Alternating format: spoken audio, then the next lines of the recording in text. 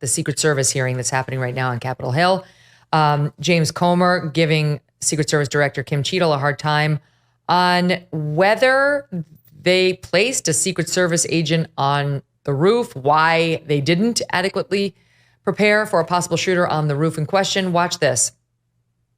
One of the things that you said, I believe in an interview, that there wasn't an agent on the roof because it was a sloped roof. Is that normal? And do you fear that immediately creates an opportunity for future would-be assassins to look for a slanted roof? I mean, this is a huge question that every American has. Why wasn't a Secret Service agent on the roof? And there have been reports that agents were supposed to be on the roof, but it was hot that day and they didn't want to be on the roof. Can you answer any of those questions, Director? So I appreciate you asking me that question, Chairman. I should have been more clear in my answer when I spoke about where we placed personnel in that interview. What I can tell you is that there was a plan in place to provide overwatch, and we are still looking into responsibilities and who was going to provide overwatch. When we are providing overwatch, whether that be through counter snipers or other technology, prefer to have sterile rooftops.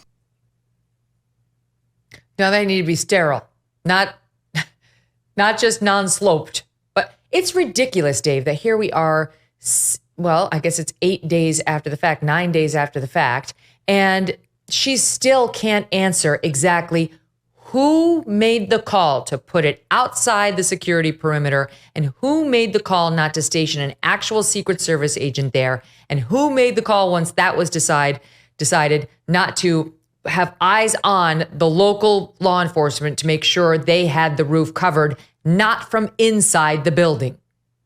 Megyn, I got to tell you, I am highly caffeinated today, and in light of the events of the last 8 days, I am going to pull no punches on the Megyn Kelly Show today.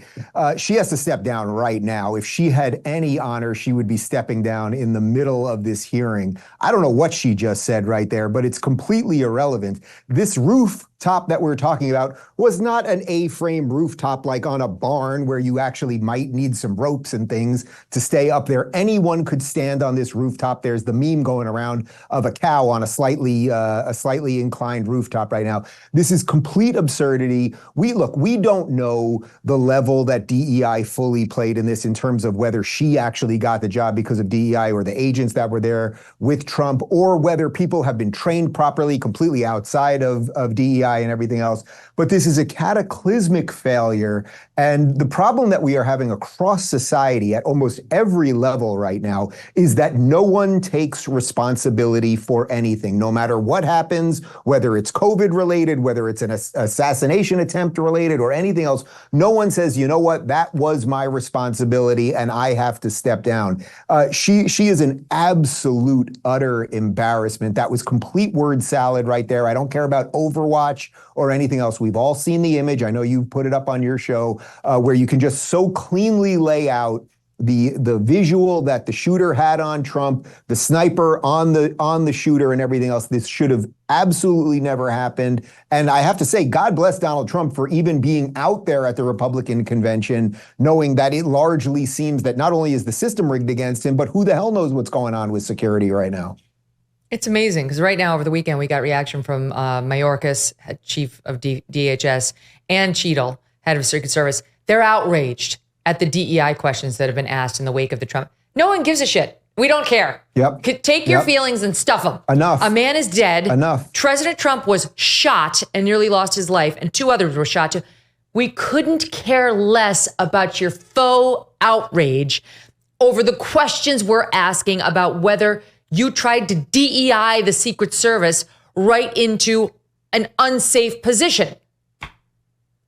Megyn, the truth of the matter is that outside of DEI, it is fairly obvious that over the last, say, 2-3 decades, the United States government is no longer getting the best of the best to work for it, whether that's the literal office of the presidency or in the administration or basically across the institutions. But then when you add a dash of DEI to it, you are going to degrade all of the institutions further. So if there was even 1% chance that the people in charge of protecting the president, be they the snipers or the Secret Service agents who are quite literally 2 feet in front of him during all of this or anything else. Or Kim Cheatle. If there's a 1%, Yeah, if there's or the Secret Service director herself, if there's a 1% chance that that person is not the best of the best, because instead of focusing on what the job is, what the resume should look like to have a position like that, versus, oh, they are of this gender or this sexuality, then the whole thing's got to go. And Megyn, you know, our friend Peter Boghossian often points out that once wokeness enters any institution, by default, it destroys that institution, because whether you're selling widgets or your job is to protect the president of the United States, once you deviate from what that intention is, what is the purpose of your company or your institution? Once you deviate and start looking at gender or skin color or anything else, as opposed to the meritocracy that this country should all be about, you will destroy the product. So seeing Cheatle up there with this word salad and listening to the endless excuses is not surprising. I would say it's not a bug, it's a feature of the system that they've created. She's infuriating. I'm thrilled to see for once Democrats and Republicans uniting to pummel Kim Cheatle. They've recognized how inappropriate she's being and how poorly this was handled. Here's a soundbite. This is Representative Raja Krishnamurthy, Democrat of Illinois, who's getting all over Cheatle on the fact that they knew, according to reports, at least an hour before the shooting, that they had identified a suspicious person, that they lost track of this person, and they still let Trump take to the stage. So watch this. NBC reported that at 5:51 p.m., 20 minutes before the shooting began, the state police informed the Secret Service of their concern. Now, the rally was not paused at that point, correct? No. And according to NBC, just 2 minutes later, at 5:53 p.m., the Secret Service notified its snipers about the gunman. The rally wasn't paused at that point either, correct? No. Let me show you some video footage. The guy's on the roof and everybody's yelling at him. Yes. And directing the officers' attention to him. The rally was not paused at that point, correct? We are currently still combing through communications and when communications were passed. Well, I can point you to this communication. It's 2 minutes before the shots started ringing out. Director Cheatle, yes or no?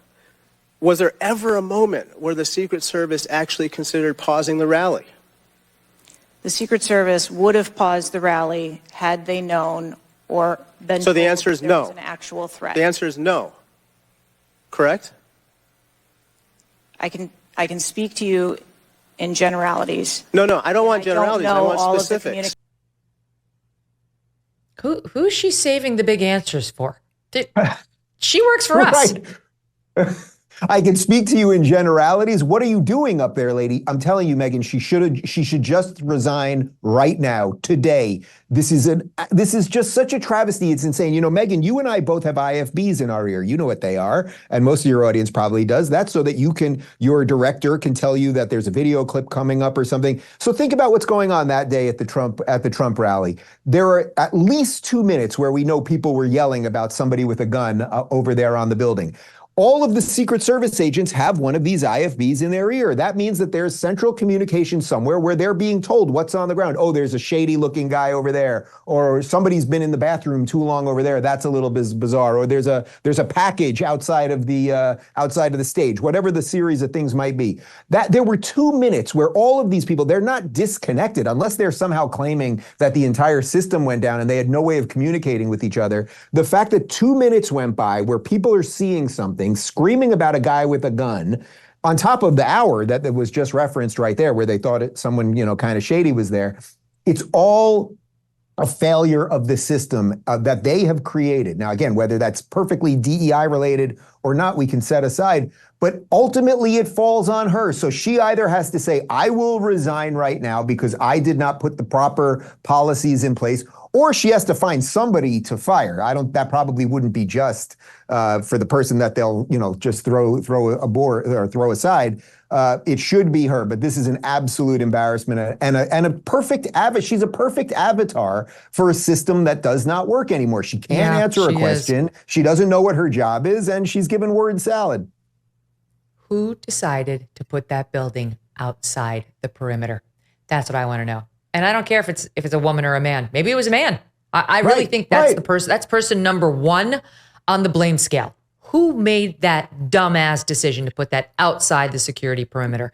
And then who decided to entrust it to local law enforcement, which when it was an obvious spot from which something bad could happen? And then who failed to oversee them?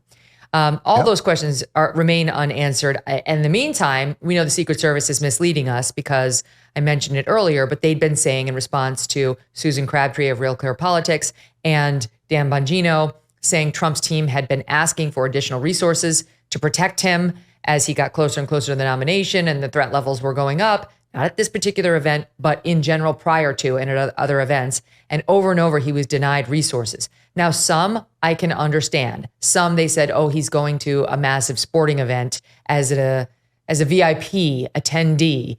And they were like, we're not going to mag the entire stadium. Right. You're going, that I get, that's reasonable. That's all our tax dollars. They have to draw limits somewhere, especially on a former president.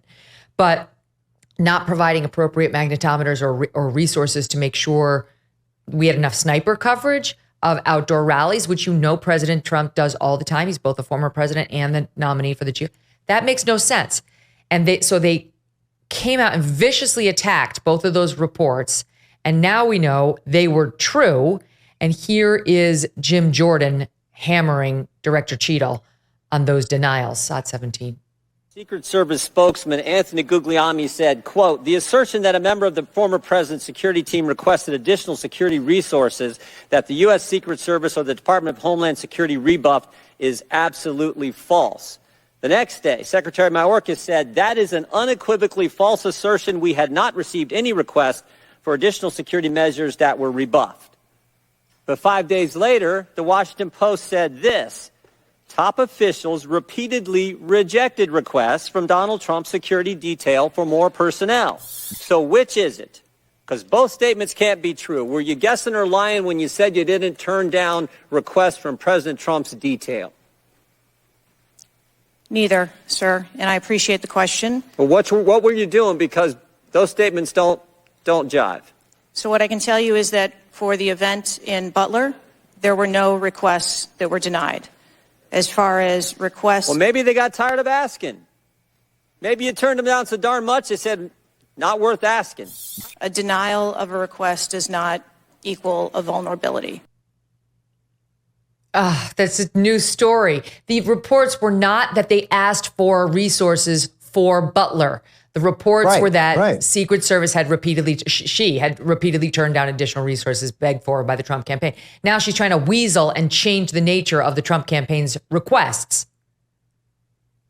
Megyn, let me tell you, I don't know if I'm even allowed to tell this story publicly, but I think in light of everything that's going on, I think it warrants telling. I happened to do an event by total coincidence with Robert F. Kennedy Jr. probably about 8 months ago in Los Angeles, when his house that day happened to be broken into. And I was standing backstage at the event with him when one of his aides said, your house got broken into. Somebody scaled the fence. And his quote, and then I'll leave it at that, he said, again? And then that's where I'll leave it. But that is the level of insanity that we are dealing with right now. Somebody with the Kennedy last name, and we don't have to go into all of the things that have happened to his, family members over the years, is not getting the protection they deserve. Now I suppose they are post the Trump assassination attempt. And then exactly, you're making the perfectly right point. This has nothing to do with the event, the security of the event that day. Some Americans enjoy using their credit cards because it can be a hassle-free and secure way to pay. But our sponsor, the American Payments Coalition, says that some DC politicians want to change that with the Durbin-Marshall credit card bill. They say the bill lets corporate megastores pick how your credit card is processed, allowing them to use untested payment networks that jeopardize your data security and rewards. They say corporate megastores will make more money and you'll end up paying the price. Find out more info at guardyourcard.com and consider telling Congress to guard your card while you're there too. Thanks so much for watching. If you like what you just saw, hit the subscribe button for more clips and full episodes.